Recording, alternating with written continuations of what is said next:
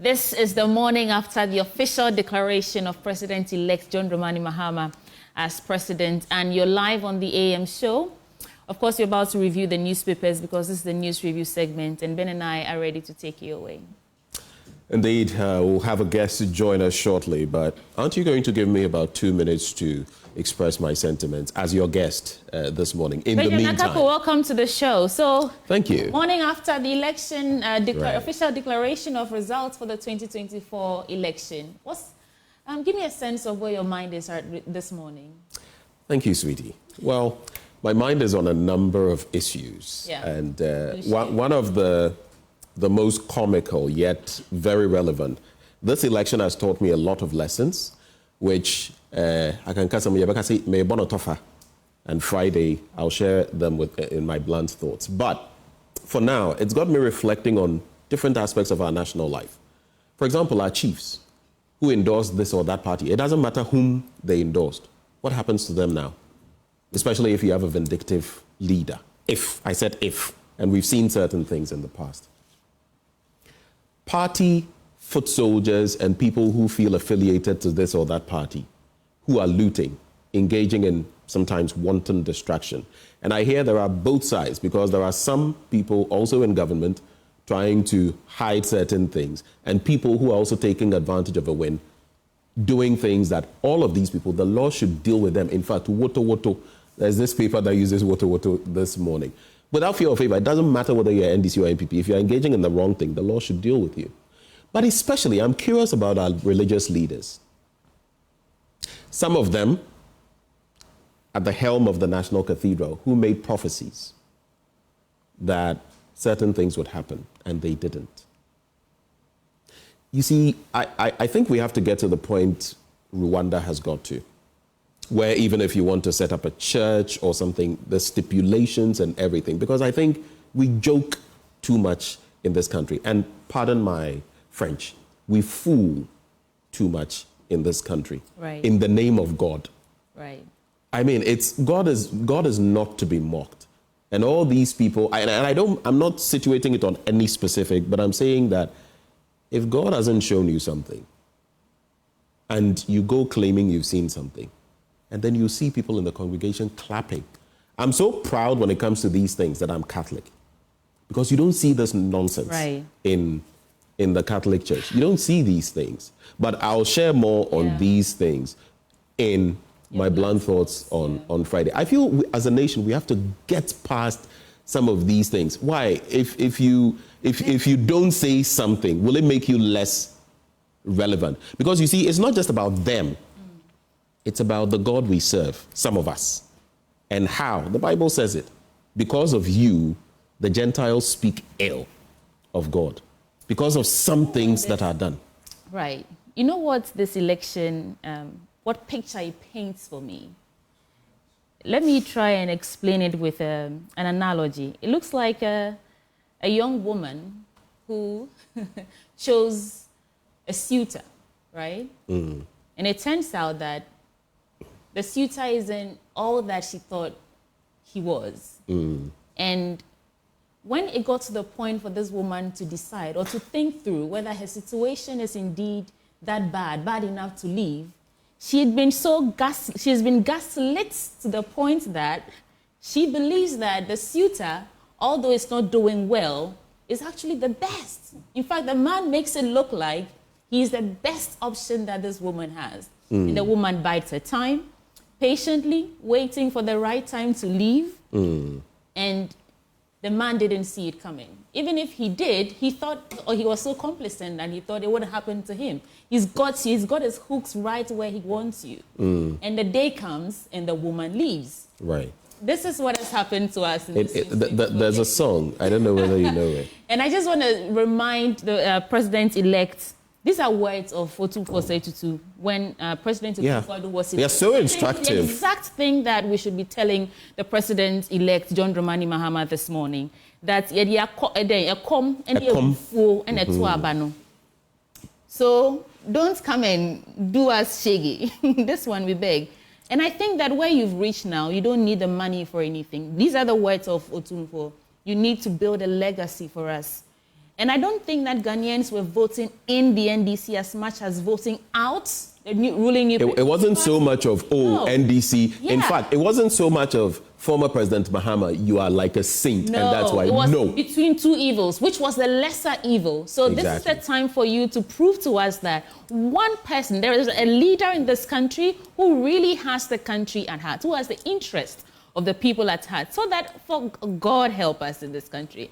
The jubilation, it's been a while, Benjamin. I saw people jubilating on the streets. Ghanaians were celebrating something, you know, and NPP, NDC, everyone was just... And you know, there's this whole conversation about, you mentioned it at a point, and it drew my attention to it.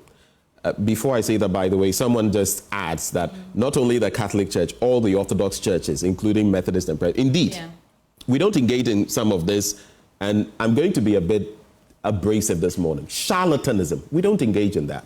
You see all these purported men and women of God. I'm saying it, and I know it's hurting some people, and I'm intentionally saying it because we know it's the wrong thing. Does God make mistakes? I saw someone. He does not. So if you come and say that God said this, people don't read the Bible sometimes. Yeah.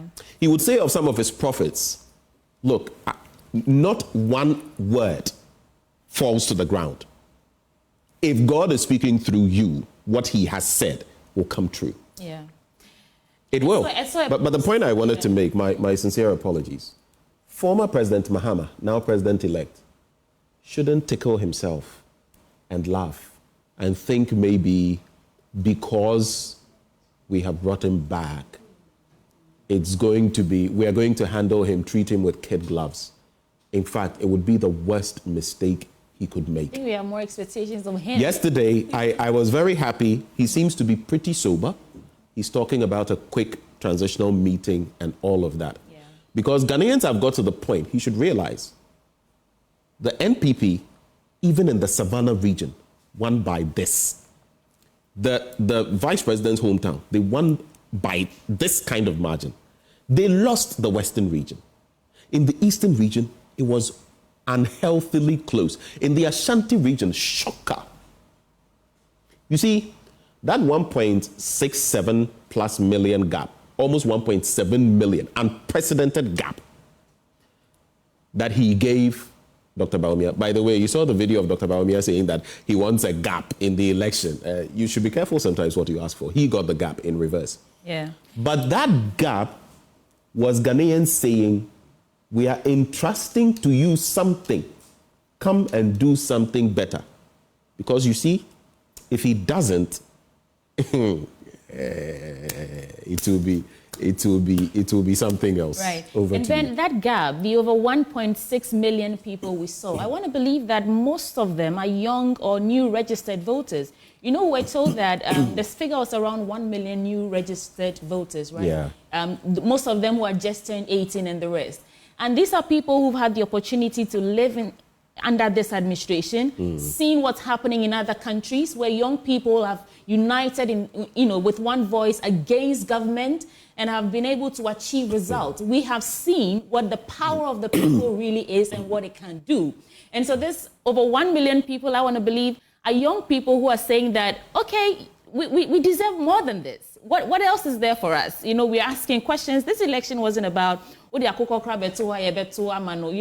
rhetoric of, even if it's a stone in NPP colors or NDC colors, we'll still vote for them. It was about analyzing policies. It was about understanding where we are in terms of the economy. It was about which of these leaders looks like they could actually liberate us. And, you know, I heard some of the commentary, they're saying that this is the second independence of Ghana. Anyway, it looks like Ghanaians are just excited. But something I expected you to say, which you've not said. What's that? I've always told you that I'm very happy to see, and I've done it on this show, and I've done it with you, women, you know. Oh my God. I am so happy. Salute to the first female vice president of this country. Oh my God, how did I forget that? Good morning, Professor Jane Nano Pukwajiman. I wish you speedy recovery from that cold, and we are so proud. It's a great day for women in this country. Hopefully, I can have you on Women Power Politics so we catch up on how you achieve this wonderful feat. It's not easy. I like the way you are pitching. You are pitching for the interview, but it's a good one. Yeah. I've always said that women in high office. I mean, there are some who go there and, you know, act certain ways. And we've seen some of our politicians. A little power. No. I'm not making it general. I'm saying that there are some who go there and a little power and they start, you know, ruffling feathers. But looking at who she is, the kind of personality she is, and how she's conducted herself even as a politician, I am hoping that she will do great things, of course, for the generality of the population, but that her being there will impact especially women and children positively. I am intentionally leaving out men because, I mean, definitely there will be things that will impact men positively. But that is one of the major highlights for me, having our first female president. Namibia recently got a female. I mean, other countries have taken the lead. Tanzania, Namibia. Yeah. We've not got there yet, but this is a great positive. Now we are there. It's a great positive. We have a foot in the door. And I heard that, you know, there were questions were asked about why she wasn't seen in the media as much as John Dramani Mahama. And I heard that she was actually boots on the ground, going door to door without cameras. I know that for a fact. Speaking to women. You know, I know that for a fact. Speaking to women. So the campaign, I think it was divide and conquer. You know, John Mahama with the media, the press, Professor Jane into the home. No, she was in the trenches. And you know, both MPP and NDC were sending some of us details of where they are and all of that. And I was getting details of where she was with her team. I know people who were on her team who were, oh, now we are here and there. So she was definitely doing her bit. Right. But let's get our guest into the picture. Yeah. We've been joined in the studio by NDC South Africa Council of Elders Chair Benjamin Kofi Kwashi. Welcome to the program. This is the AM show. Thank you. Thank you for having me. How does it feel morning after the official declaration of President John Dramani Mahama as president-elect of the 2024 election? How does it feel? Thank you.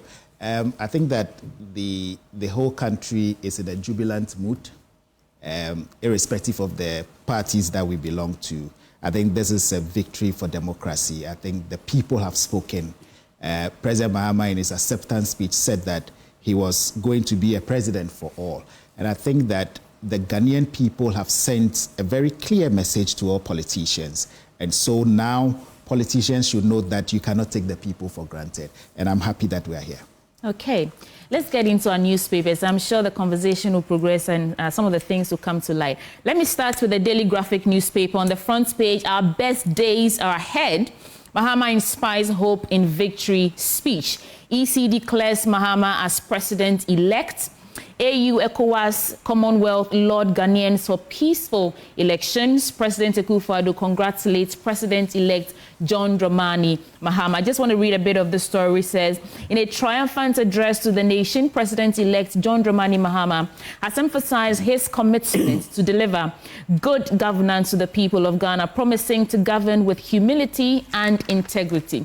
Let's get into the paper now and see what else is there. Morocco produces Africa's first Mpox test. President Akufo-Addo congratulates President-elect John Dramani Mahama. We brought you that statement earlier in our news bulletin. Speaker Bagbin congratulates President-elect John Dramani Mahama. And the Speaker of Parliament, Alban S.K. Bagbin, has extended heartfelt congratulations to President-elect John Dramani Mahama on his victory in last Saturday's election. And I mean, I've seen so much on X, especially about how the Speaker of Parliament is the politician of the year. I don't know what you make of it, but let's start the conversation from there. Mr. Kwashi. I think the Speaker had a very difficult time as the Speaker of the Parliament that we had due to the fact that there was not a clear majority in Parliament. I remember when the impasse happened, he came up with a statement and said that had it not been for his leadership, Parliament would not have gotten to where it has gotten to. And I think it did so well. We might have our different opinions and assertions as to how he performed, but the Ghanaian people would always remember the Speaker Badbin, as one man who stood his foot, one man who helped deepen our democracy. And I think that as a politician of the year, he deserves it. Okay. Now, thugs on, that's the back page of the Daily Graphic. Thugs on rampage across the country. Some thugs went on the rampage in some areas across the country, looting shops, coordinating directorates and state-owned facilities, claiming that their government was now in charge. On Graphic Road in Accra yesterday, some of the thugs attempted to loot shops closer to the head office of the Graphic Communications Group, leaving members of the public to run helter-skelter. And this was happening all around the country. In fact, the constituency that I monitored, Ablekuma West, I think that's where it all started from. And I remember vividly how the NDC kept using the word vigilance, be vigilant. Even when the counting started, collation started, you see statements on social media, move to the collation centers. Do you think that that had anything to do with the violence that we experienced? Because it was a lot. I think there's no room for us to condone all the violence that is happening. It's wrong. It's totally wrong. I read the statement that was issued by Sami Jemfi, and then the national chairman also issued a statement. And yesterday, President Mahama said that it was not right for us to destroy public facilities and all that is happening. We understand that our people are happy. We understand that the country is excited, but there shouldn't be room for what we see happening. And I think that as Ghanaians, first, we should all recoil, let the jubilation cease now, and then help President Mahama in ensuring that we have a smooth transition. And also for our members to know that we cannot continue to be on the rampage. We are all Ghanaians. Let's seize it, and then let's cool heads flow. The government will take off on January 7th. Once that happens, I'm sure that we would all grow as a country together. Mr. Kwashi, before I hand over to Ben, is it possible that there was misunderstanding from the electorate, voters, based on what they were hearing? Be vigilant, move to the collation centers. Do you think there's a thin line there between what the party was communicating and how the voters understood it, which then resulted in the pockets of violence that we experienced? The communication from the election directorate was clear. Going into this election, we didn't trust the Electoral Commission. We wanted to be sure that everything was done right.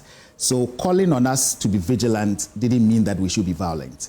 And I don't think that the election director or any other person in the party would ask anybody to be lawless when it comes to destroying public property. I think that there was a point that if you could read social media during the elections when they said they should put on body cameras, and people felt that... Did they really have body cams? No, it was a message that showed that we should get there, we should use our phones, smartphones, and I think that irrespective of whatever it is, the violence should be condemned. I think that Ghana has won, and we should all grow together. Benjamin Akako. Yeah. Your paper? Okay. Good to have you in the studio. Thanks, Ben. Thanks, Ben. For me, some of my takeaways, I just saw a message come through from someone who says, remember His Excellency Dramani cannot fix the country in one term. I agree to a certain extent. Yes, yeah, we are not expecting someone to come with a magic wand and within 4 years change what damage has been done over 8 years. Exactly. It's not possible. Yes. Even with kicking an addiction, they say it takes about a month. Yes. To get addicted to something. So if you want to get out of it, it will not take you less than that time. Okay. You need that time or more to get out of an addiction. But we expect him to do certain things, show certain signals. Exactly. And I like so far how he's going. Okay. Our prayer is that he continues that way. He will. Because Sweetie Abochi was just mentioning what Otumfo told Nanado. And I am excited about how Ghanaians have shown politicians. Politicians come into our studios, and honestly, sometimes I feel so aggrieved, if not for sitting here and having to control yourself. You may want to do something to this person because they take us for fools. Absolutely. Absolutely. Yeah, they are come any day. It happened in 2016. Yeah. Let's not forget that. If we go back to those, same thing will happen. Absolutely. But quick points I want to make. You see, the National Peace Council, there's always a peace pact. I think they should add in there whether the National Peace Council or maybe some other outlet, that when they are signing these things, they should also add that their supporters, they should add something telling their supporters or stating that they will control their supporters, so that if they win, they will not do some of the things we are seeing. Absolutely. Because those things are criminal acts. I hear in one instance someone said that, oh, his warehouse or his shop, that the former president would never win, and that if he won, people could come and take the things out. That is what I've heard. Even if he said that, you can't, there's no contract there. You can't go and take the stuff in the name of he said this. It's against the law. Yes, it is. So let's be clear on those. I don't know what you think, sweetie, but I feel we should insert it in there that while we take it for granted, we have seen over 8-year cycles. This is not the first time these things are happening. So that you, the politicians, hold your people, your supporters, accountable. Right. So that they don't do whatever they feel like doing. But my quick bit to you, how do you feel about the delays as far as the EC is concerned? The regional layer of collation and how, because you, the political parties, about 4 hours afterwards, the NDC had collated practically all its results. Yes. The MPP also knew. Yes. That was why it was so easy for, and I salute him this morning, Dr. Mahmoud Bawumia, His Excellency the Vice President. That was a classic case of statesmanship. He, by doing that, though the Electoral Commission had not, given a verdict, it brought peace. It brought the tension down. And no one, regardless of where you stand, should belittle that. That was a great act of statesmanship, and I salute him this morning. So your reaction to those, and then we can get into. I think you're very spot on in saying that we should have our politicians, when they are signing these peace pacts, also bring their supporters on board. Like you've said rightly, it's something that we all need to condemn. We've condemned it. And I think that the supporters of the NDC should know that we are all Ghanaians first before our political colorations. On the issue of what the Electoral Commissioner did, I think we should all pat her in the back, irrespective of how we felt about her. She said she wanted all the results signed before she could declare, and that happened yesterday, even though they were left with some 9 or 6 other places that were not declared. And I think that the Electoral Commission, through the reforms that they have, personally from where I sit, I think that it has yielded some positive results. They did things right this time, and I'm sure that going forward, those reforms will be carried along for the Electoral Commission to be the best that we want it to be. We also have 9 constituencies left. Yes. So in fact, the figure we put out, the 56.55% for Mahama and the other for Dr. Bawumia may change. In fact, they will change. Yes. And then we'll have actual numbers when it comes to Parliament. Yes. What are your expectations there? I think that this Parliament is a Parliament that it's something else. Outright majority, 2/3 probably. But I think also that we shouldn't take advantage of that to do things. Like you said, the Ghanaian people will punish us if we think that we have outright majority and we do what we want to do, whatever we want to do, not carrying the Ghanaian people along. I think this Parliament should be a Parliament that changes a lot of things for the betterment of our country. We have the numbers, and I'm sure that the numbers will help us do things in the right direction. Okay. Would you like to get into any of your papers? Yes. I think the Hawk newspaper on the front page says, John ruthlessly nukes Bawumia. NDC decimates NPP in historic victory. Then on page 6, it says, the fall of the Arabian king, Akufo-Addo's statue toppled. On page 6, let me read a bit of that. It says, the fall of Arabian king Akufo-Addo's statue toppled. In a bold and symbolic act of defiance, jubilant supporters in the Western region have thrown down a statue of the Achim Mafia-styled king of Arabia. I won't continue with it because, like we said, we need to grow as a country. These sort of statements, we should condemn them. And these tend to be inflammatory. Yes, we should condemn that. It's not right. Whatever it is, this is a property that belongs to the state. We don't have the right to put it down. So I think that we should condemn it in all certain terms. Any other stories you want to do? Well, we have some paper, so we can do one and then we circle back to you then. Yes, So let's then do one more paper. So the Daily Guide, police arrest 89 suspects, and I'm fully behind the police in these acts. You go and engage in tomfoolery out there, and they arrest you. No one will come to your rescue. Mahama wins 2024 polls with 56.55%. That's according to the EC. NPP condemns post-election violence. 2 dead at Akumadan over fertilizer looting. Just on a lighter note, though, I wonder if this had been in reverse. I wonder what the caption would be for the Daily Guide newspaper. Baseball star signs biggest MLB deal. That's Major League Baseball. I'm talking about. That's on the back page of the Daily Guide.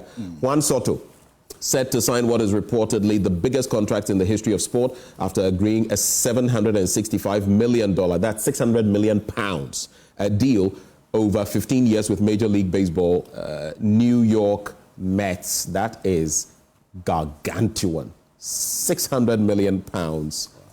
Wow, that's 15 years, of course. EPL official sacked after investigation. English Premier League official David Coote has been sacked by referees body, that's the Pigmore, following a thorough investigation into his conduct. Coote, 42, was suspended by the Pigmore, the Professional Game Match Officials Limited, on November 11, pending a full investigation after a video allegedly showed him making derogatory comments about Liverpool and the club's former manager, Jurgen Klopp, was circulated on social media. We all have to watch what we say. Mourinho hails referee despite defeat, and AGIF congratulates Mahama. That is the Emperor Gaza International Foundation, disability sports oriented. So let me just pick very quickly, because we're already fully aware of these stories. Page 3.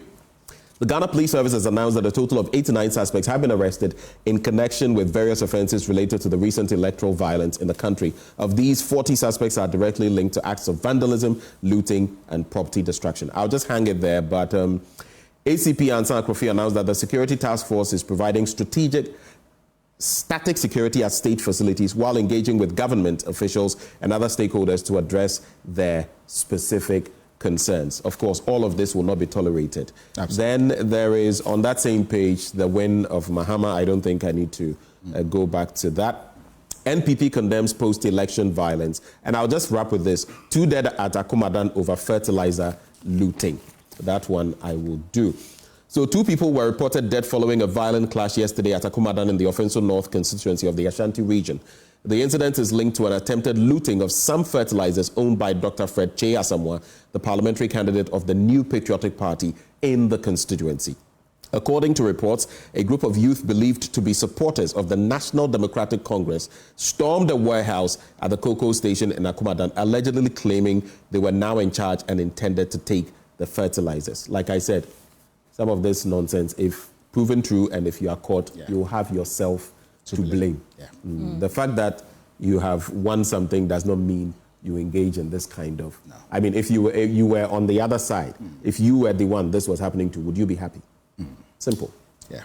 Any quick reflections on these stories before I... Yeah, I think that Ben has said it all. Condemnable. We shouldn't condone such behavior. And I'm happy that the police have arrested people, and I'm sure that the law will take its course. But I encourage our supporters and all Ghanaians that we should be very decorous in our celebrations. No more destruction of public property. Let's all foster around as one people with a common destiny. Like that. The Economic Times, are they going to tell us the state of the economy? No, not really. His Excellency John Dramani Mahama returns to Jubilee House. Deloitte's BOG hopeful of CD rebound, and domestic debt exchange program participants to recover losses by 2026, according to the finance minister. In fact, just these 3 stories, and then I'll come to you, Mr. Question. So, international accounting firm Deloitte is confident that the current appreciation of the local currency, that is the Ghana cedi, is due Bank of Ghana Monetary Policy Committee, is due to their committee's decision to stay put the policy rate. The firm believes that the unchanged policy rate will hold the rebound for a while, and in the long term, push inflation downwards after stabilizing prices on the market. In other stories, participating individuals and corporate entities of the Domestic Debt Exchange Program are likely to recover their delayed investment payments before the end of 2026, says the Finance Minister. And the debt restructuring resulting from the economic downturn caused by the COVID-19 has delayed, let me continue on page 4, I think, delayed investment payout of all those who invested in treasury notes and bonds issued by the government of Ghana. However, the ministry is expressing confidence that government's long-term economic policies would lead to an economic rebound and significant improvement in the country's macroeconomic indicators. I can't wait till all these macro indicators that they're preaching that, we are on a path of recovery actually start reflecting in the pockets of Ghanaians, because really at the end of the day, that's what matters. So the macro must become micro. That is where we feel it. Yeah. The macro, sometimes the macro seems so good, but the micro, I am basa. Sometimes the gap between what they're telling you, it's like two realities, what they're telling you and what you are feeling, and you're wondering. The word keeps ringing in my head, gaslighting. So Ghana Stock Exchange bounces back strongly. Market capitalization hits 100.1 billion Ghana cedis. And the market capitalization on the Ghana Stock Exchange increased significantly to 100.1 billion Ghana cedis in October 2024. And this is compared with 73.9 billion Ghana cedis recorded in October 2023. And according to the Bank of Ghana, the increase in market capitalization was driven by appreciation in share prices underpinned by renewed investor confidence, particularly in the mining, IT, and finance sectors, and issuance of new shares by banks as part of the capital restoration efforts. And these are just some stories I want to touch on the Economic Times. But there was a story I saw about 99.2% of our gold exports going to the United Arab Emirates. Really? Let me just get, yes. So 99.2% of gold exported to 4 countries. Okay, UAE is top destination. And according to the trade statistics report from the Ghana Statistical Service, United Arab Emirates led the destination of gold exports, followed by Switzerland, South Africa, and India. Together, they accounted for 99.2% of gold exports from Ghana. And what did we do with the revenue? What did we do with the money? Let me throw this to you. Quick reflection. But there's a quick one there. Yeah. When it comes to our gold exports, especially with, well, there's galamsey, so that's illegal in the first place. But there are times where certain countries have said that what they alone, for example, India, has exported from Ghana is more than what we declare as the total of our exports. Yeah. So we are very interesting people. But the UAE is one of the chief destinations. Yeah. But you see, there's a little problem there before you come in.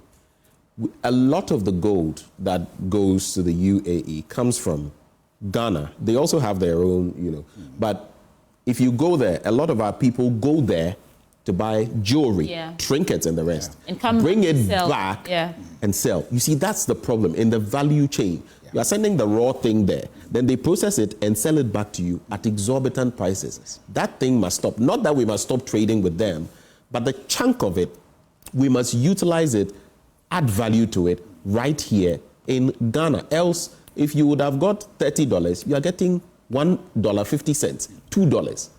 Makes no sense. I think it also calls for us to, as a country, look at not exporting this raw material, seeing how we can add value to it. It's not a good thing, like you say. It goes there, comes back, and it's exorbitant on the market. And I think that whatever we do as a country, let's grow our economy better. Let's not be dependent too much on other countries. I think also when it comes to the issue you spoke about, GDP? Yes. The economy, I've read something from the Director of Research at the Institute of Economic Affairs, Dr. Kwache, who says that if we want to grow well under President Mahama, he thinks that the president has to review the IMF program. I think the IMF program has, by large extent, stabilized our economy. It is time for us to do things right. I think that the economy was stopped in terms of what prompted people to vote for President John Mahama. And whatever he does, the economy should continue to remain his focal point. Because like you said, we'll talk about all these figures here and there. If the Ghanaian doesn't have the money in the pocket, if we cannot have the life that we want to, basic things, then I think that as politicians we've failed. the economy should be the top of the agenda. He should focus on getting the economy back, and then I'm sure that Ghanaians will be happy with his electoral victory. I just want to chip in that while he's focusing on the economy, there are a lot of uncompleted projects that I hope he doesn't abandon, because that's a big problem we face in this country. One administration starts a project and the next one comes in, and because it's not his administration that started it, and he might probably not take credit for it, they abandon it. We can talk of so many housing projects, road infrastructure. There's so much in terms of wasting, states' resources. So that's another thing that the president-elect can also look at while focusing on the economy. Which project can he complete so that we, whose monies have been pumped into these entities or these facilities and other things, can actually get some benefits from it? I think on the campaign trail, President Mahama stated it time without number that he will continue with the projects. Those that he knows that are near to the benefit of the Ghanaian people, he will. And I think that we should all encourage him to do that, because if not, we'll grow to a point, come back, grow again, and the President Mahama will walk through whatever he has promised. And I'm sure that at the end of the day, he will be the first head of state that would complete projects and policies of his predecessor that have always adhered to the benefit of the people. But I think when he said that, he also made some caveats in terms of, finances and all of that. I think it's a good thing for him to complete the projects. One of the projects, some of us, and I've openly condemned the National Cathedral project. One of the projects, definitely, I'm not looking forward to any completion on, is the National Cathedral Benjamin? project. It's for God. It's a promise that the current president made to God, and he's trying to fulfill it. Why are you against? I could also very well equate it to some of the so-called prophets who said that God had said something to them emphatically. And unfortunately, I don't know which God told them that. It is what it is. But I feel, though, that, like has been said in the past, whether it's a medical facility, God knows we need more health facilities, and not only Agenda 111, because Agenda 111 is also something else he would have to look at. But whether it's an institution for learning or whatever, so many ideas have come.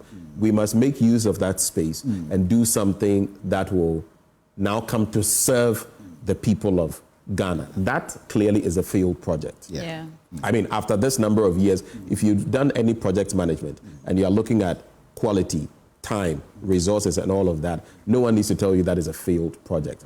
Where our money, millions of dollars of our money has been invested. But how do we resuscitate it?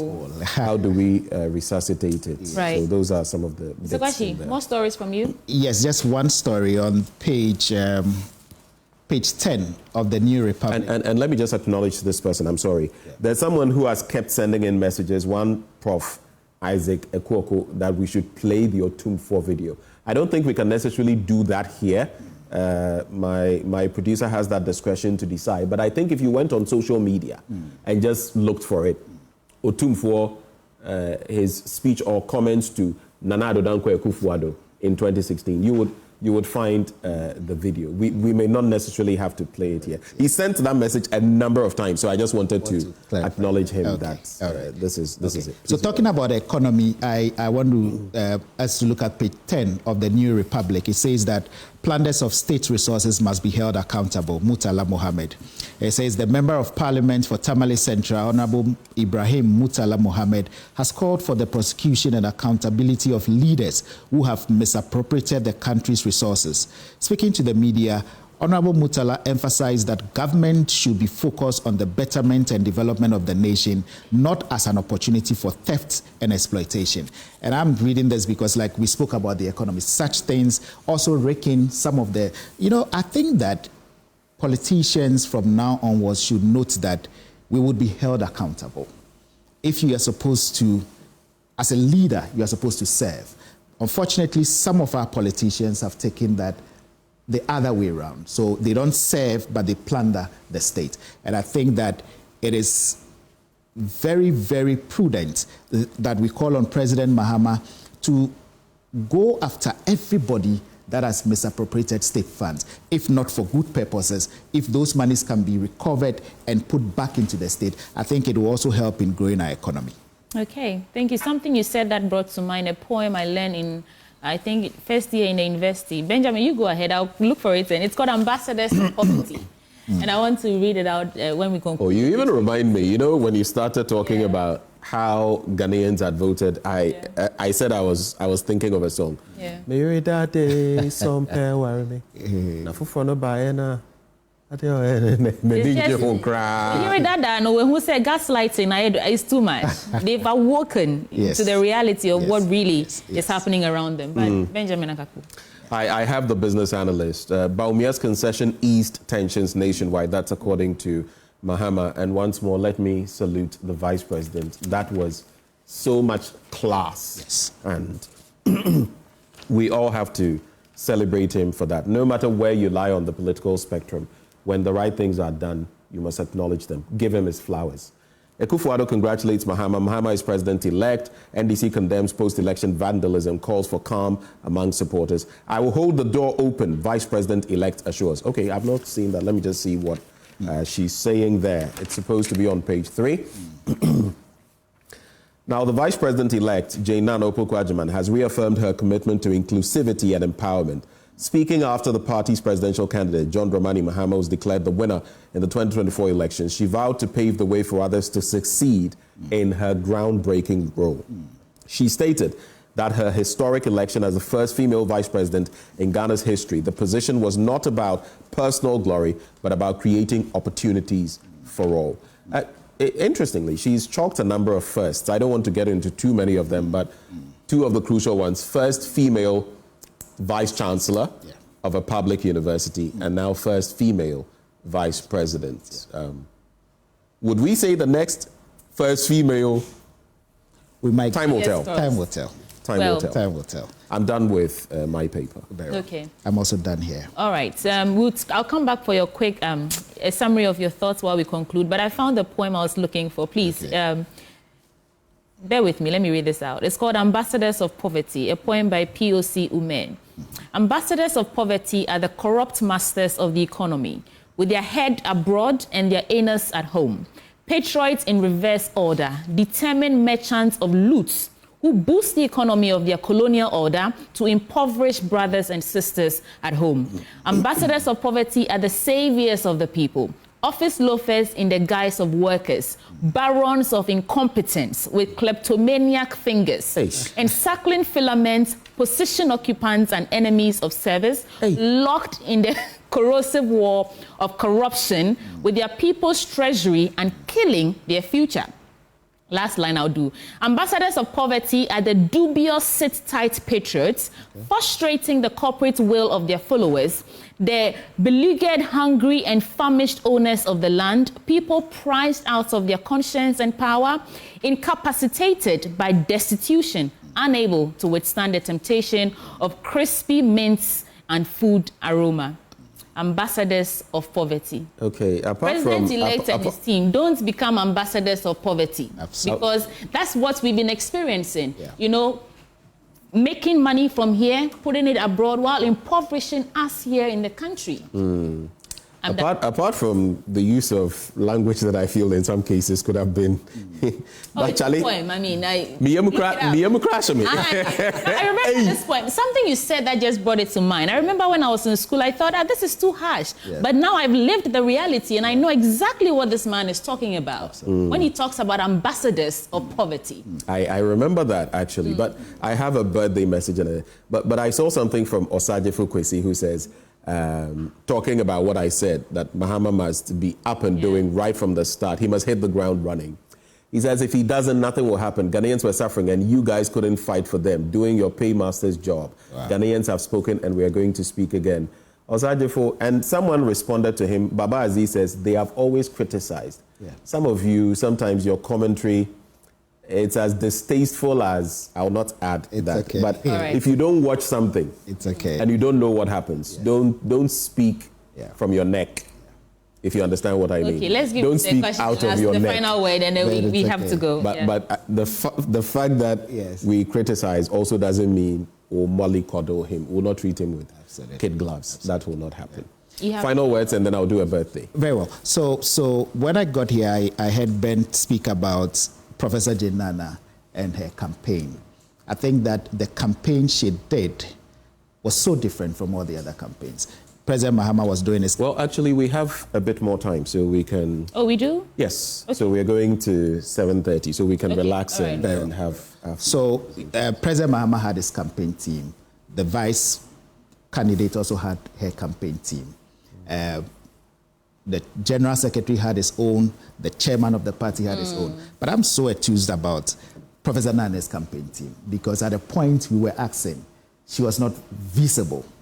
And so I had a cause to speak to Dr. Alex Sebefia. Okay. So he explained the strategy that they had, and I think the strategy worked. We should salute her for such a brilliant initiative, how she got to the people.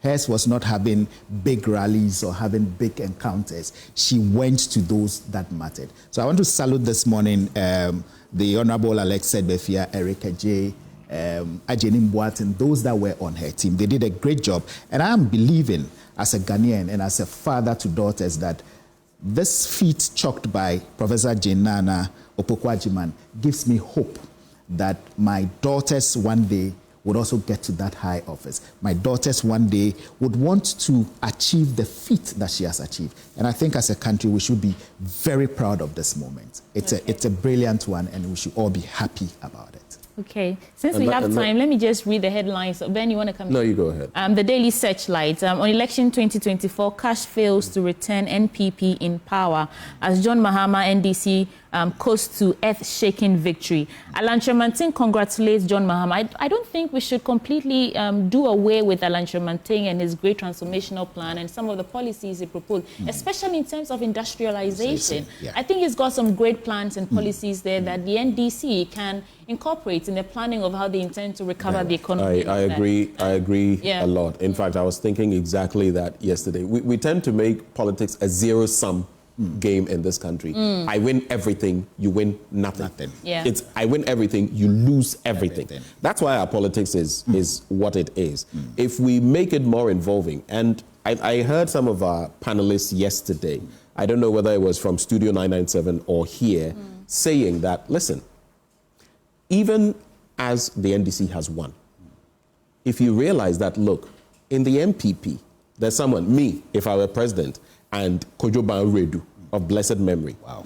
Fantastic gentleman. Yes. And if I were president and Kojoban Redu were alive, I would give him a position. Yeah. He was just something. Because his character and the work he did, whether at the finance ministry or elsewhere, spoke for him. I think we have to evolve and get to that point where it is beyond, yes, the party people worked and people would want certain things. I'm not saying that you can't do some things, but I'm saying that in crucial areas where you know that this person is not a party member, but this person can do something, do it. Yeah. And let's stop being too partisan. It's killing us. I agree.